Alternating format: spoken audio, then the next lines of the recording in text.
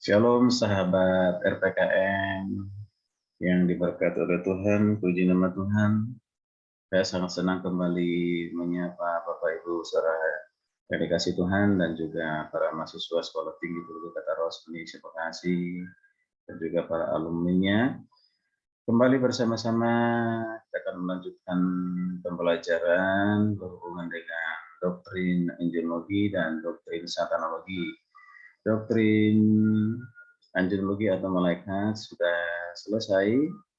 Dalam pembahasannya kita akan meneruskan dengan topik itu tentang doktrin satanologi atau sering dipanggil dengan iblis ataupun setan. Ya, di sesi yang pertama ini di doktrin satanologi, yaitu tentu yang jadi pertanyaan buat banyak orang dan termasuk kita yang mendengarkan, yaitu dari mana asalnya iblis atau setan? Dari mana asalnya iblis atau setan? Nah, ini penting sekali karena ya ada pemahaman-pemahaman yang kurang tepat ataupun yang keliru, yang punya pandangan atau pendapat ya yang mengatakan bahwa ya, iblis dan setan itu ya penciptanya adalah Tuhan gitu ya, karena segala sesuatu kan diciptakan oleh Tuhan, berarti setan dan iblis pun itu adalah ya berasal dari Tuhan atau ekstrimnya diciptakan oleh Tuhan. Apakah benar demikian? Sering ngasih Tuhan. Nah, ini penting kita pahami ya secara alkitabiah, bukan dengan pandangan manusia, pandangan agama lain, tapi menurut pandangan Alkitab, ya pandangan Alkitab. Baik, saudara ngasih Tuhan. Nah, kalau kita bisa baca di kitab Kolose, ya kitab Kolose kiriman dari Rasul Paulus kepada jemaat di Kolose, di sana dikatakan, coba saya akan baca, nah Kolose, ya, bahwa segala sesuatu baik di surga maupun di bumi adalah ciptaan Allah. Ya, saya supaya lebih lengkap, saya akan baca ayat ini. Nah, kitab Kolose, ya, Kolose 1 ayatnya yang ke-16. Ya, ke-16 firman Tuhan berkata demikian. Karena di dalam Dia telah diciptakan segala sesuatu yang ada di surga dan yang ada di bumi, yang kelihatan dan yang tidak kelihatan, baik singgasana maupun kerajaan, baik pemerintah-pemerintah maupun penguasa. Segala sesuatu diciptakan oleh Dia. Segala sesuatu diciptakan oleh Dia dan untuk Dia. Siapa ini Dia? Adalah Yesus, adalah Tuhan. Lalu di ayat 16 ini, karena di dalam Dia diciptakan, di dalam Dia, di dalam Tuhan, di dalam Yesus segala sesuatu diciptakan. Ya, baik. Bapak Ibu saudara kasih Tuhan, jika segala sesuatu berasal dari ciptaan Tuhan, apakah iblis dan setan juga ciptaannya? Nah, gitu ya. Karena tadi dikatakan ayat ini sering digunakan segala sesuatu termasuk iblis. Nah, kalau pertanyaan, sekali lagi, jika segala sesuatu berasal dari ciptaan Tuhan, apakah iblis dan setan juga ciptaan Tuhan? Jelas bukan. Jelas bukan. Karena yang semula diciptakan Tuhan adalah malaikat. Ya, jadi sekali lagi, yang semula diciptakan Tuhan adalah malaikat. Ya, tetapi kemudian karena berbuat dosa, maka malaikat tersebut menjadi iblis dan Satan. Ya, Satan itu adalah musuh, ya, iblis diabolos. Ya.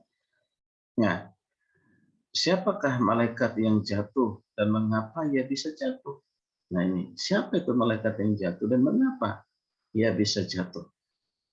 Baik, Bapak Ibu dan Saudara, untuk menjawab maka perlu kita ya membuka ya kitab Yesaya ayat 14, kitab Yesaya 14 sampai ayat 12 sampai 14. Jadi Yesaya 14 ayat 12 sampai 14 menyebutkan demikian, mengatakan demikian.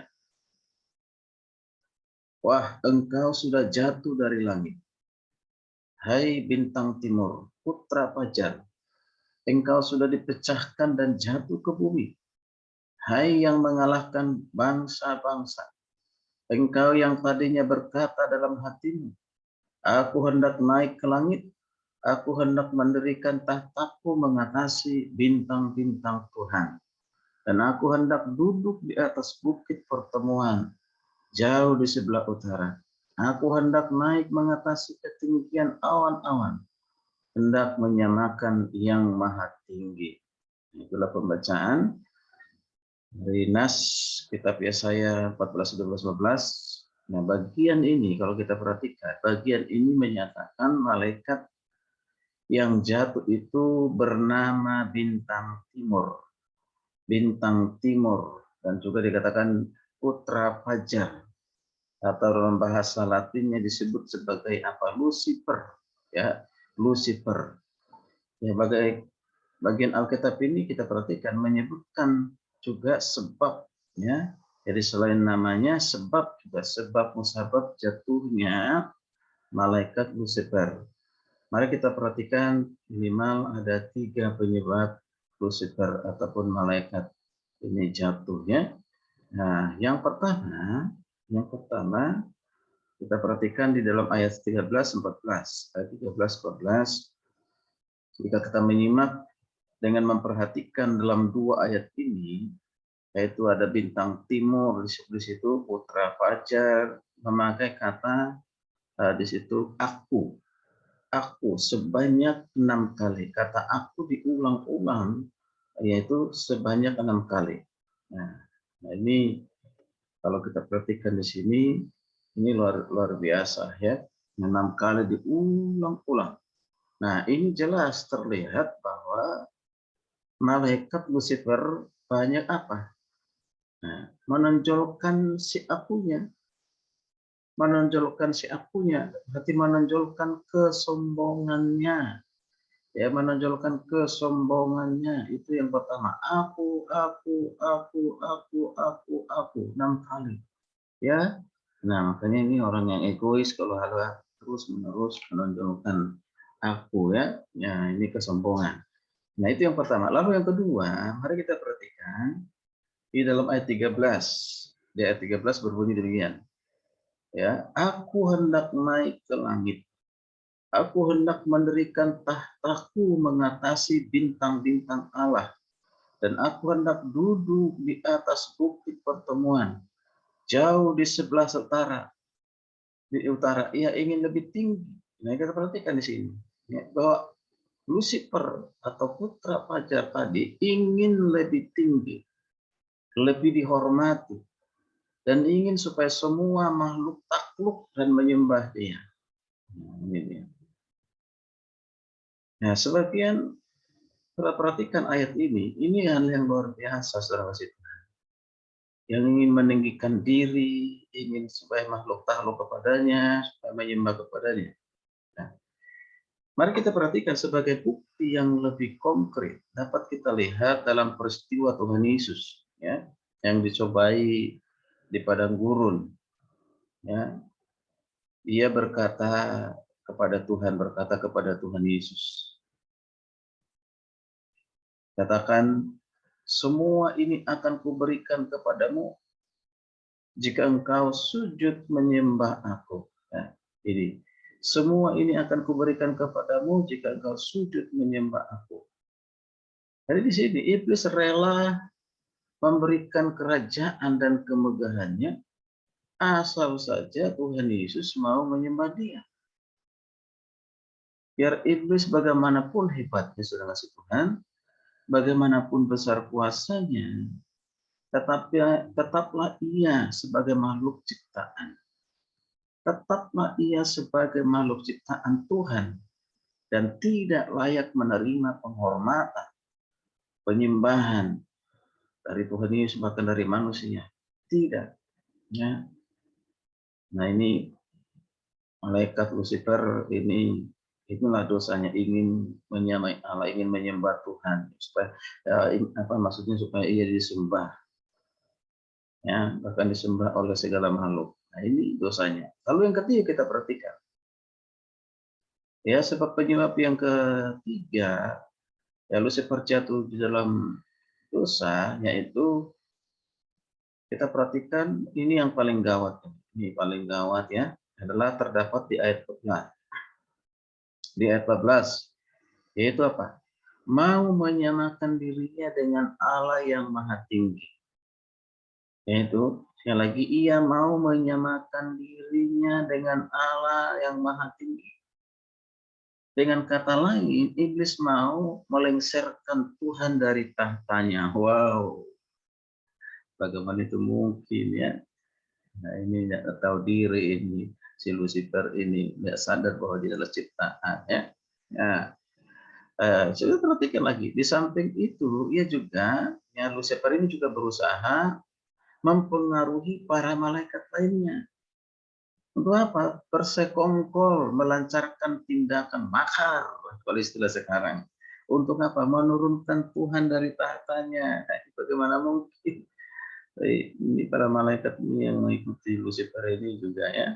Nah, mau melengsarkan presiden apa ya. Nah, kalau presiden mungkin bisa dilengsarkan, tetapi kalau Tuhan tidak mungkin bisa dilengsarkan. Ya, oke. Nah, kita perhatikan di sini. Nah, dan tentu saja rencana, saya katakan ini rencana bodoh ini, rencana bodoh dari Lucifer ini mengalami kegagalan total. Akibatnya apa? Ya, akibatnya apa?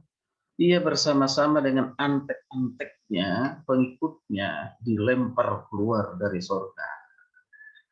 Ya, tidak lagi menjadi penghuni surga, sudah dilempar ke bumi ya. Nah ini nanti kita bisa melihat ini ya di selanjutnya ini tentang si Lucifer dan antek-anteknya atau pengikutnya ya di kitab Wahyu ya, sepertiga malaikat mengikutinya itu menjadi iblis atau roh jahat ya, panglimanya yaitu Lucifer ya. Karena Lucifer ini adalah malaikat yang bijaksana, cantik, hebat ya, dia seorang pemimpin tentara malaikat ya, bahasanya luar biasa dikaruniakan Tuhan, tetapi itu sebelum dia menjadi setan ataupun iblisnya, yaitu ya sekarang nah justru ini bekerja di bumi, berusaha menyesatkan banyak orang. Nah itu jadi inilah yang disampaikan dari firman Tuhan ya, sedikit mengenai tentang asal usul iblis dan antek-anteknya setan ataupun pengikutnya ya, ya yaitu roh-roh jahat. Kita akan meneruskan di season yang berikutnya ya. Nah, silakan mengikuti terus. Mudah-mudahan ini sudah membuat kita semuanya semakin jelas dari mana asal usul iblis. Maka saya simpulkan Tuhan tidak pernah menciptakan iblis ataupun setan ya. Karena itu pengertian dari setan sendiri adalah musuh, orang berdosa ya, berdosa. Tuhan itu suci, maha suci ya. Jadi tidak tepatlah kalau Tuhan itu menciptakan dosa, menciptakan kejahatan, karena itu bertentangan dengan sifat yang dia miliki, kemahasucian itu. Jadi Tuhan menciptakan malaikat, yaitu malaikat Lucifer yang memberontak pada Tuhan di surga, akhirnya dihukum, ya dihukum. Baik, kiranya ini menjadi berkat bagi kita semuanya. Shalom, Tuhan Yesus memberkati.